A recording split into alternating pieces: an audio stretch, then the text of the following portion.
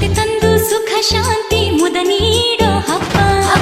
ಬಂತು ಬಂತು ಊರಿಗೆಲ್ಲ ಸಂಕ್ರಾಂತಿ ಹಬ್ಬ ಜೊತೆ ತಂದು ಸುಖ ಶಾಂತಿ ಮುದ ನೀಡೋ ಹಬ್ಬ ಮಾಡೋಣ ಬನ್ನಿರೆಲ್ಲ ಹಂಚುತ್ತ ಎಳ್ಳು ಬೆಲ್ಲ ಉತ್ಸಾಹದಿಂದ ನಾವು ಸೇರಿ ಹಾಡಿ ನಲಿಯೋಣ ಬಂತು ಬಂತು